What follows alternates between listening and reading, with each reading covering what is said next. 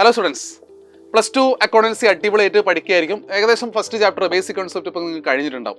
നിങ്ങൾ ശ്രദ്ധിക്കേണ്ട വളരെ പ്രധാനപ്പെട്ട കാര്യം കമ്പ്യൂട്ടറൈസ്ഡ് അക്കൗണ്ടിനെ കുറിച്ചാണ്. നമുക്കറിയാം കമ്പ്യൂട്ടറൈസ്ഡ് അക്കൗണ്ട് നമ്മളെ വളരെ ഇമ്പോർട്ടൻ്റ് ആയ ഒരു ഏരിയ ആണ്.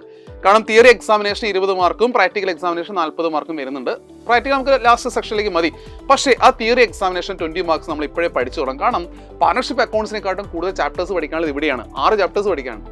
ഈ 6 ചാപ്റ്റേഴ്സിൽ 2 ചാപ്റ്റർ നമ്മുടെ ഓണം എക്സാമിനേഷൻ വരുന്നുണ്ട്. അത് അവസാന നിമിഷം പ്രിന്റ് ഔട്ട് നോക്കിയിട്ടോ അല്ലെങ്കിൽ പ്രീവിയസ് ക്വസ്റ്റൻ നോക്കിയിട്ടോ പോയാൽ പോരാ.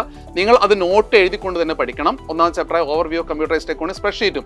ഈ 2 കാര്യം നിങ്ങൾ നോട്ട്സ് എഴുതി പ്രാക്ടീസ് ചെയ്ത് പോകണം. കാരണം സെക്കൻഡ് ചാപ്റ്ററിന് ഒരുപാട് പ്രാക്ടിക്കൽ കാര്യങ്ങൾ പഠിക്കാനുള്ളതാണ്. അപ്പം നേരത്തെ തന്നെ കമ്പ്യൂട്ടറൈസേഷൻ സ്റ്റാർട്ട് ചെയ്യണം. പല സ്കൂളുകൾ സ്റ്റാർട്ട് ചെയ്തിട്ടുണ്ടാവില്ല ഒരു പക്ഷേ. നമ്മൾ ഇതിൻ്റെ കൂടെ തന്നെ പാരലായിട്ട് തന്നെ നമ്മൾ എന്ത് ചെയ്യണം, ഓരോ ടോപ്പിക്കുകൾ പഠിച്ചു പോകണം. ഓണം എക്സാമിന് ഇത്ര ചാപ്റ്റർ, ക്രിസ്മസ് എക്സാമിനേഷന് കമ്പ്യൂട്ടറൈസ്ഡ് അക്കൗണ്ട് ഇത്ര ചാപ്റ്റർ, ഫൈനൽ ആകുമ്പോൾ ഇത്ര ചാപ്റ്റർ, അങ്ങനെ 6 ചാപ്റ്റേഴ്സ് നമ്മൾ കവർ ചെയ്യേണ്ടതുണ്ട്. അതുകൊണ്ട് കമ്പ്യൂട്ടറൈസ്ഡ് അക്കൗണ്ടിങ്ങിനെ സൈഡ് ആക്കി വെക്കരുത്. അത് മെയിനായിട്ട് തന്നെ പഠിക്കണം. പ്രധാനപ്പെട്ട ഏരിയ ആണ്. കാരണം പ്രാക്ടിക്കലും തിയറി അടക്കം 60 മാർക്സ് സ്കോർ ചെയ്യേണ്ടത്. അപ്പോൾ അടിപൊളിയായിരിക്കുക. കമ്പ്യൂട്ടറൈസ്ഡ് അക്കൗണ്ട് മറക്കാതെ പഠിക്കുക.